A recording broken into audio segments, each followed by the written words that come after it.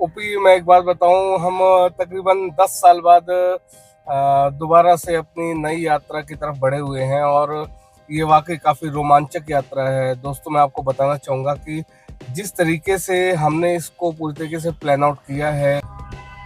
ये देखिए, अब हम काठगोदाम से आगे की तरफ बढ़ रहे हैं। ये बोर्ड आप देख सकते हैं। नहीं, मैं ओपी आपको यही बता रहा था और साथ साथ अपने साथियों को कि ये जो नहाने का कॉन्सेप्ट है वो इस तरीके से नहीं आया। असल में जब काठगोदाम से अब आगे की शुरुआत करते हैं तो इन गर्मियों के मौसम में काफ़ी गर्मी होती है काठगोदाम और आसपास के एरिए में। तो और ये ग्वाला नदी वाकई जो यहाँ की प्रसिद्ध नदियों में से है, जो जिसका कल-कल बहता पानी, तो इसको देख करके हम अपने आप को रोक नहीं पाए। लेकिन मुझे यहाँ का नेचर बहुत पसंद आया। मैं थोड़ा सा सुधार तुम्हें करना चाहूँगा ओपी, ये जो पुल बनाया गया है, और दोस्तों मैं आप सबको बताना चाहूँगा, ये उत्तराखंड कृषि विकास योजना के तहत ग्रामीण अंचल में रहने वाले जितने कृषक हैं उनकी सुविधा के लिए ये पुल का निर्माण किया गया है। और खासकर इस इलाके की अगर मैं बात करूं तो इस इलाके में 48 कृषक परिवार हैं जिनकी सुविधा के लिए इस पुल का निर्माण किया गया है ताकि वो आवागमन के लिए एक स्थान से दूसरे स्थान को जा सके। मैं आपको बताना चाहूँगा, इस गोला नदी में फिशिंग के लिए तो बहुत ही सीमित साधन है, बहुत छोटी छोटी मछलियां हैं। ओपी सच में जिस जगह तुम लेकर के आए हो, ये जिस नदी के किनारे पे हम खड़े हैं, काठगोदाम से 5 किलोमीटर आगे आने के बाद, ये वाकई चित्रशिला इस तरीके से यह एक अनोखी, ये एक कुदरत का करिश्मा कह लीजिए कि एक ही पत्थर जो लगता है हजारों पत्थरों का एक मेल है, जैसे वो पत्थर चिपकाए गए हैं, लेकिन ये एक ही पत्थर है जो अलग अलग तौर पे अपने आप को दिखाता है। ये देखिए, सामने घर बने हुए हैं। पहुंचेंगे वहाँ के सारे वो बंद हो जाएंगे।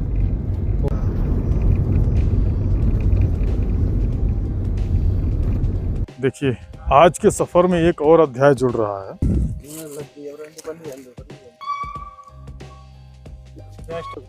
सभी लोग एक दूसरे से कम नहीं हैं। इस धुल के है, पर दिक्कत यह है कि जो छोड़ दे। देखिए, बाकी तैयारी इधर भी चल रही है। हाँ, कम तो है, पूरा प्रोसेस हो रहा है।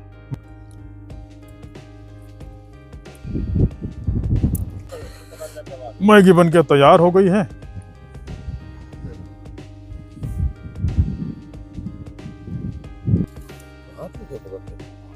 Maggi ready.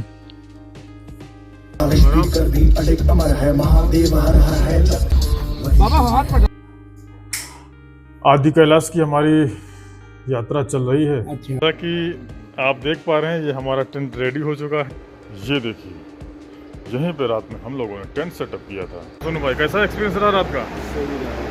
देखिए, सुबह हो चुकी।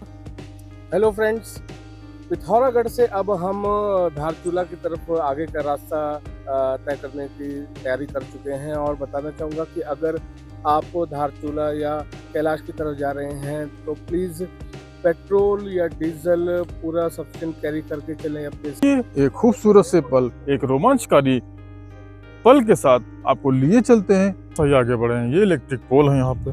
तो फाइनली अपने डेस्टिनेशन पे हम आ चुके हैं। इसलिए हम अपनी गाड़ी को रोड के किनारे पार्क करके पूरा ट्रैक करते हुए हम इस एरिया में पहुंचे। आप देख पा रहे होंगे दोनों तरफ की किस तरीके से गहरी गहरी खाइयां हैं और यहाँ पे ट्रैक हमारा खत्म होता है, जिसके आगे सिर्फ चट्टान और नीचे गहरी खाई है। तो अब फाइनली आगे की तरफ बढ़ते हैं। आप देख सकते हैं, नदी के उस पार जो है नेपाल है। काली नदी बह रही है, बहुत ही तेज इसका वेग है। और ये सारे घर जो दिख रहे हैं, सब नेपाल के। और आज की यात्रा जो कि कैलाश, हम कैलाश जाने वाले हैं। और हमारी अकेले से नहीं, हमारे मित्र प्रशांत जी दिल्ली से आ चुके हैं और इस समय हम हैं काठगोदाम में।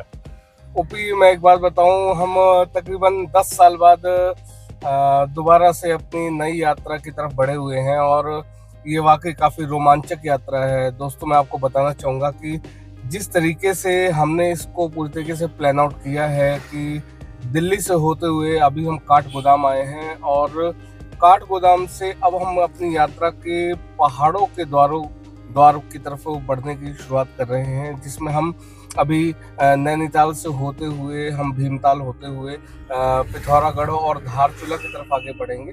और देखेंगे कि कितना मनोरम दृश्य है पूरे धारचूला का, पिथौरागढ़ का। और मैं आपको बताना चाहूँगा कि इस वीडियो में आपको बहुत ही इंटरेस्टिंग देखने को मिलेगा कि आप जब पहाड़ों में चल रहे होंगे तो जितने भी बादल हैं वो आपको सारे नीचे दिखेंगे, और ये वाकई एक ऐसा दृश्य होगा कि जो मन को मोहने वाला होगा। मन को मोहने वाला दृश्य होगा। कितने दिन लगेंगे हमें आदि कैलाश, ओम पर्वत और लिपु लेक पास से होते हुए, दर्रा से होते हुए कैलाश मानसरोवर देखने का, और अपने आप को सौभाग्यशाली समझने का कि भोले बाबा का आशीर्वाद हमारे साथ है और हम आगे की तरफ अब बढ़ेंगे। और आप सब हमारे साथ हैं तो पूरा का पूरा इस ट्रिप को एंजॉय कर पाएंगे और देख पाएंगे कि वाकई बाबा का रास्ता कितना दुर्गम और कितना मनोहरमय है। ये देखिए, अब हम काठगोदाम से आगे की तरफ बढ़ रहे हैं। सामने को ये रास्ता यही भीमताल और नैनीताल की तरफ गया हुआ है, और अभी हम जाएंगे भीमताल होते हुए, जो कि सीधे निकलेगा जाके पिथौरागढ़। सुबह का वक्त है, नज़ारे शानदार। ये सामने को आप देख सकते हैं, ये चित्रशिला शिव द्वार, ये बोर्ड आप देख सकते हैं। ये भीमताल के पुल से हम निकल रहे हैं। नहीं, मैं ओपी आपको यही बता रहा था और साथ साथ अपने साथियों को कि ये जो नहाने का कॉन्सेप्ट है वो इस तरीके से नहीं आया। असल में जब काठगोदाम से अब आगे की शुरुआत करते हैं तो इन गर्मियों के मौसम में काफ़ी गर्मी होती है काठगोदाम और आसपास के एरिया में। तो और ये ग्वाला नदी वाकई जो यहाँ की प्रसिद्ध नदियों में से है, जो जिसका कल बहता पानी, तो इसको देख करके हम अपने आप को रोक नहीं पाए कि वाकई इस नदी के किनारे थोड़ी देर बैठे, हम साथ ही साथ यहाँ फ्रेश हो और वो बचपन के उस खेल को याद करें कि नदी में किस तरीके से नहाते थे हम गर्मियों की छुट्टियों में अपने स्कूलों में, और पूरा एंजॉय करते थे। और खासकर ये वादियाँ पूरे अपने गाँव की याद दिलाती है कि वाकई नदियों का क्या हमारे जीवन में असर होता है, और किस तरीके से हम दोबारा से शहरों से निकल के अपने पुराने कल्चर और नदियों के पास फिर से पहुंच के अपने पर्यावरण के करीबी बन पाते हैं। तो चलिए अब आगे एंजॉय करते हैं और फिर आगे का रास्ता भी हम आपको दिखाते हैं। जैसा कि अभी प्रशांत भाई ने बताया, ठाकुर साहब हमारे साथ आ चुके हैं, तो ये बताइए अब तक का सफर आपको जो है कैसा महसूस हुआ? मुझे यहाँ का नेचर बहुत पसंद आया। जिधर देखो उधर हरियाली, इतना एडवेंचर टाइप का भी स्टार्टिंग ही हुआ है। ये बोला कि ये जन्नत है। ये जो पुल बनाया गया है, और दोस्तों मैं आप सबको बताना चाहूँगा, ये उत्तराखंड कृषि विकास योजना के तहत ग्रामीण अंचल में रहने वाले जितने कृषक हैं उनकी सुविधा के लिए ये पुल का निर्माण किया गया है। और खासकर इस इलाके की अगर मैं बात करूं तो इस इलाके में 48 कृषक परिवार हैं जिनकी सुविधा के लिए इस पुल का निर्माण किया गया है, ताकि वो आवागमन के लिए एक स्थान से दूसरे स्थान को जा सके। मैं आपको बताना चाहूँगा, इस गोला नदी में फिशिंग के लिए तो बहुत ही सीमित साधन है, बहुत छोटी छोटी मछलियाँ हैं, लेकिन जिस तरीके से आप देख पा रहे हैं यहाँ जो लोग हैं जो अभी इस पुल को पार करेंगे, यहाँ के लोग अपने सुगम के लिए जमीन से ही, क्योंकि नदी में अभी बहाव काफ़ी कम है तो जमीन से ही वो रास्ता पार करते हैं। लेकिन ये थोड़ा खतरे का विषय हो सकता है क्योंकि कभी भी पानी का बहाव काफ़ी तेज हो सकता है, तो इसके लिए भी प्रशासन को सोचना चाहिए। और इस पूरी यात्रा के दौरान जो हमारा ये पहला पड़ाव है ये वाकई काफ़ी बेहतरीन है, और ऐसे बहुत सारे पड़ाव हम आपको दिखाते रहेंगे और इसके मनमोहक दृश्यों को भी हम आपके सामने एक्सप्लोर करते रहेंगे कि वाकई ये एरिया और ये पूरा उत्तराखंड क्यों अपने आप में ही देवभूमि कहा जाता है।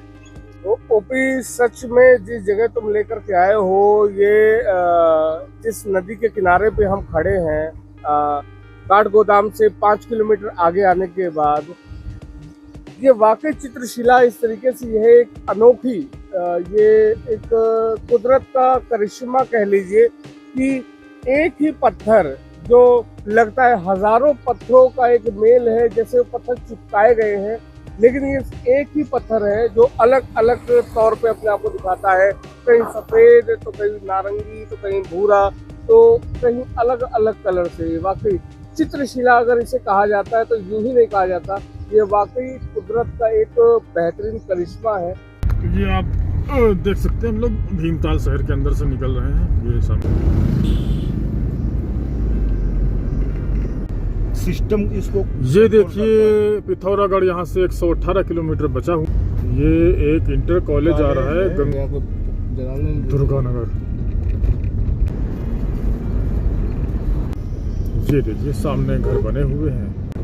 ये सामने को एक और बोर्ड आप देख सकते हैं। वहाँ के सारे वो बंद हो जाए। देखिए आज के सफर में एक और अध्याय जुड़ रहा है।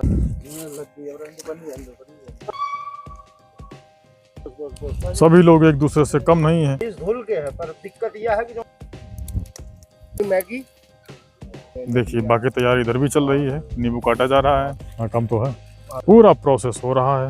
ये देखिए एक तो मैगी बन के तैयार हो गई है भाई।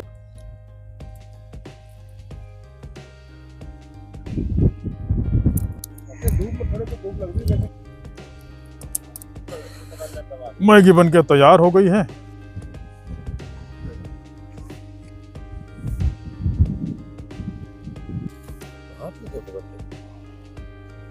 Maggi ready. देखिए मैगी का आनंद। मैगी तो बन गई। तो मैगी खा ली गई है।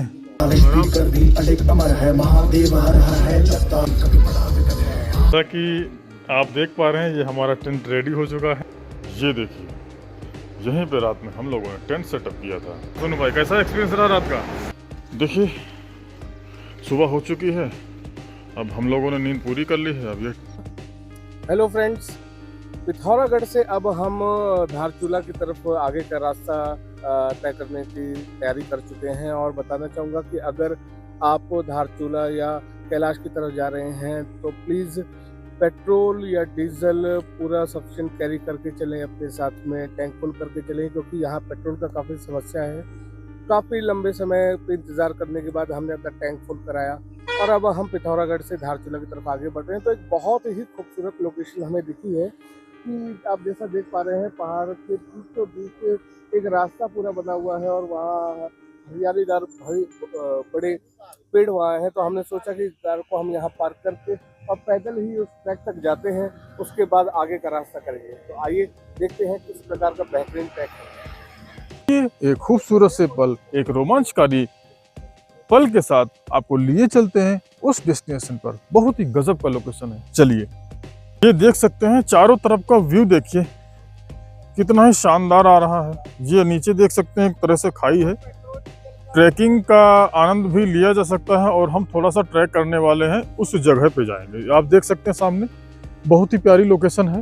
तो फाइनली अपने डेस्टिनेशन पे हम आ चुके हैं। बहुत ही प्यारी लोकेशन है।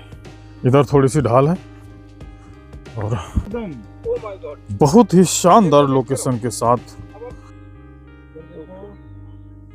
हाँ तो फ्रेंड्स, पिथौरागढ़ से अब हम आगे की तरफ बढ़े हैं धारचूला के लिए। तो एक बहुत ही खूबसूरत लोकेशन हमें दिखी जिसको हमने कहा कि उसे एक्सप्लोर करना चाहिए, इसलिए हम अपनी गाड़ी को रोड के किनारे पार्क करके पूरा ट्रैक करते हुए हम इस एरिया में पहुंचे। आप देख पा रहे होंगे दोनों तरफ की किस तरीके से गहरी गहरी खाइयां हैं और यहाँ पे ट्रैक हमारा खत्म होता है, जिसके आगे सिर्फ चट्टान और नीचे गहरी खाई है।